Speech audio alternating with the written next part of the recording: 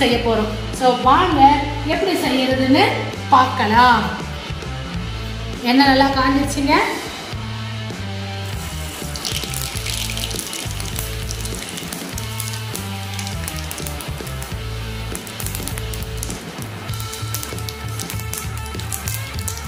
எப்பவுமே தாளிக்கும் போது லைட்டாக வெந்தயம் போட்டு தாளிச்சா வாசனைக்கு வாசனையாக இருக்கும்.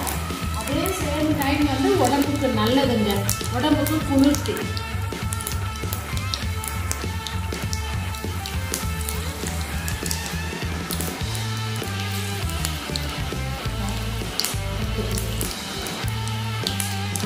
கடுகு வெந்தயமும் பொரிஞ்சிச்சு.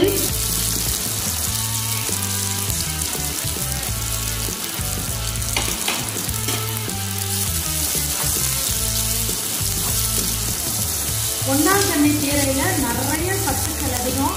நமக்கு எல்லாருக்குமே தெரியும், பொன்னார் மேனி போல, பொன்னை போன்ற நம்மளுடைய மேனி அழகா ஜொலிக்கிறதுக்கு தான் பொன்னார் மேனின்னு சொல்லுவாங்க. அது மட்டும் இல்லை, கண்ணுக்கு ரொம்ப நல்லது, உடலுக்கு உள் உறுப்புகளுக்கு எல்லாம் வலு சேர்க்கக்கூடியது கீரை. அதுலேயும் இந்த பொன்னாங்கண்ணி கீரை நிறைய மருத்துவ குணங்கள் இருக்குது. அது நம்ம இன்னொரு வீடியோவில் நான் சொல்லும் போது தெளிவாக சொல்கிறேன். இந்த வெங்காயத்தை கூடவே பொடியாக கட் பண்ணி வச்சுருக்க இஞ்சி துருவல், பூண்டு எல்லாமே போட்டுடலாம். இந்த டிஷ்ஷுக்கு தேவையான அளவுக்கு நம்ம உப்பு முதல்ல போட்டுட்டோம்னா வெங்காயம் தக்காளி இதெல்லாம் நமக்கு சீக்கிரமாக வதங்கி வரும்.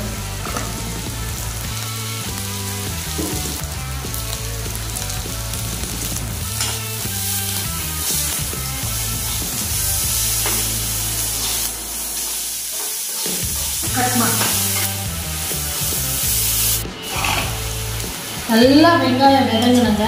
வதங்கின பிறகு நம்ம அரைச்சிட்டு தக்காளியை போட்டுக்குவோம். நான் வந்து ஒரு வெங்காயம் ரேண்டமாக கட் பண்ணி வச்சுருக்கேன். உங்களுக்கு நல்ல டேஸ்ட். பொதுவாகவே வெங்காயம் தக்காளி எந்த ஒரு டிஷ்ஷுக்கும் நிறைய சேர்த்திங்கன்னா டேஸ்ட் நல்லா இருக்கும். ஆனால் இப்போ விலைவாசிக்கு ஏற்ற மாதிரி நான் கொஞ்சம் சிம்பிளாக போட்டிருக்கேன். விலை சீப்பாக இருந்ததுன்னா வெங்காயம் தக்காளியை நிறைய போடுங்க. அப்போ தான் வந்து டிஷ்ஷுக்கு டேஸ்ட்டே வரும்.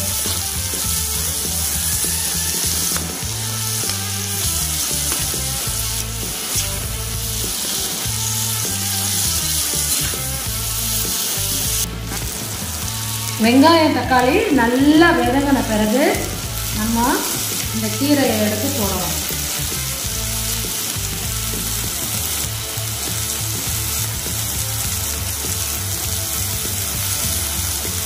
கீரையை நல்லா 2 தடவை 3 தடவை அலசிடுங்க. தண்ணி இல்லாத போடும்.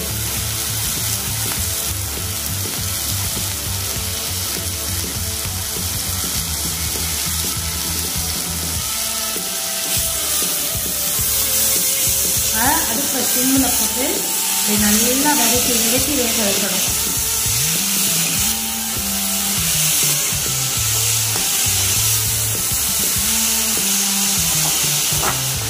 கீரை பாருங்கள், போடும் போது நிறைய இருந்துச்சு, இறங்கும் போது அப்படியே படிப்படியாக குறைஞ்சிடும்.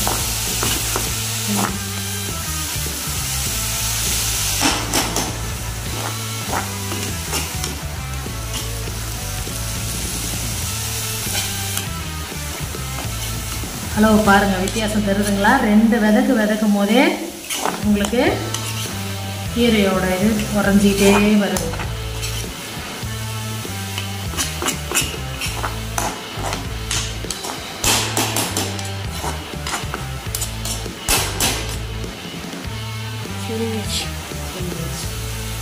மிளகாய்த்தூள் 1 ஸ்பூன் மிளகாய் தூளுங்க, 1/2 ஸ்பூன் மஞ்சள் தூள். தெரியுதா?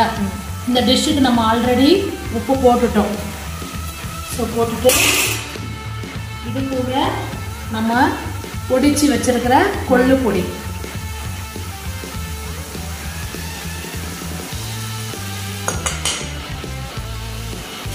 போட்டு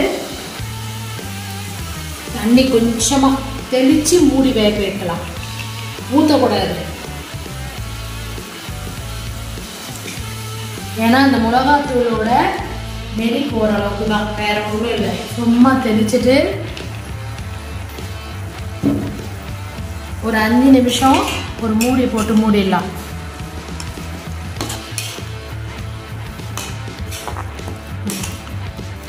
கீரைக்கு பொதுவாக தண்ணி கொஞ்சம் போட்டால் கூட போதும். இந்த மிளகாத்தூள் போட்டுக்கோங்க இல்லையா, அதோட இதுக்கு தான் கொஞ்சம் நேரம், ஒரு 5 நிமிஷம் இப்படியே மூடி வச்சுருங்க. சரிங்க, வழக்கம் போல் நம்ம என்ன பண்ணணும், லைக் பண்ணுங்க, ஷேர் பண்ணுங்க அண்ட் சப்ஸ்கிரைப் பண்ணுங்க. எங்களோட ப்ரீவியஸ் வீடியோக்களை பார்க்கணும்னா மேலே ஐகார்ட்ல கொடுத்துருக்கேன், போய் பாருங்க. இந்த கொள்ளு வந்து குழந்தைங்கள்லேருந்து பெரியவங்க வரைக்கும் நிறைய சத்துக்கள் நிறைஞ்சிருக்கு. நான் உங்களுக்கு ஏற்கனவே வீடியோவில் சொல்லியிருக்கிறேன், சிறுதானிய வகைகளை நம்ம குழந்தைங்களுக்கு முதல்ல இருந்து பழக்கப்படுத்தணும். ஸோ இனிவரும் வீடியோக்களில் நாங்கள் மேக்சிமம் எவ்வளோ வந்து சிறுதானியத்தில் செய்ய முடியும்னு செய்யறேன். இதுவே எங்கள் கிராமத்து பாட்டுக்கிட்ட போய் கேட்டு தெரிஞ்சுட்டு வந்து செஞ்சுருக்கிறேன். ஸோ உங்களுக்காக இன்னும் பல முயற்சிகளை செய்கிறோம். அதுக்கு உங்களுடைய ஆதரவுகள் தேவை. மெயினாக கருத்துக்களை கமெண்ட்ஸில் பதிவு பண்ணுங்கள்.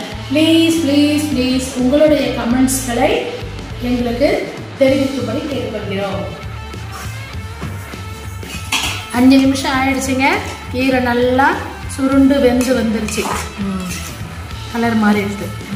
இப்போ நாம தேங்காய் பால் எப்படி எடுப்போம் தெரியுங்களா? ஃபர்ஸ்ட் தேங்காய் பால் அதை ஊற்றுனா நம்மளோட கூட்டு ரெடி. பார்த்துக்கிட்டு ஊற்றுங்க, கூட்டு பதம் உங்களுக்கு வேணும் இல்லையா, அது தெரிஞ்சுக்கிட்டு ஊற்றுங்க. அவ்வளவுதாங்க நம்மளுடைய கீரை கொள்ளு கீரை கூட்டு ரெடி. இன்னும் கொஞ்சம் ஊற்றிடலாமா? போதும் போனட்டேன். கூட்டு தானே, சாப்பாட்டுக்கு போட்டு சாப்பிட கூட்டலாம். சரி, நல்லா டேஸ்டியாக இருக்கட்டும். அவ்வளோதாங்க நம்மளுடைய உடம்புக்கு ரொம்ப சத்துக்கள் நிறைந்த கொள்ளு கீரை கூட்டு தயார். நீங்களும் வீட்டில் செஞ்சு பார்த்துட்டு உங்களோட கருத்துக்களை சொல்லுங்கள். வழக்கம் போல் லைக் பண்ணுங்க, ஷேர் பண்ணுங்க அண்ட் சப்ஸ்கிரைப் பண்ணுங்க.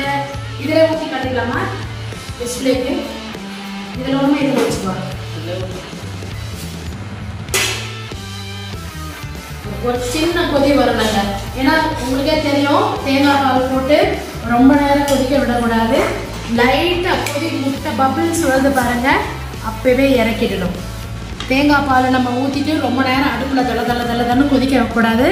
அது வந்து கொலஸ்ட்ராலாக மாறிடும்னு சொல்லி மருத்துவர்கள் கருத்து. ஏன்னா இந்த மாதிரி ஃப்ரெஷ் பாலை ஊற்றி செய்கிறது தான் உடலுக்கு நல்லது. இதனால எந்த சைடு எஃபெக்டும் வராது. இதில் இருக்கிற மருத்துவ குணங்களை நம்ம அப்படியே எடுத்துக்க முடியும்.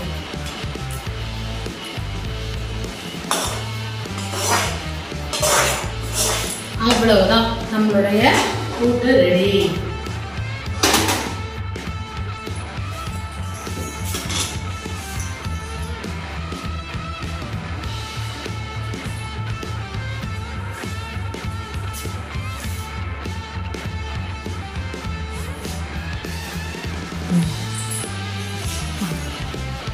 லைக் பண்ணுங்க, ஷேர் பண்ணுங்க அண்ட் சப்ஸ்கிரைப் பண்ணுங்க. பை.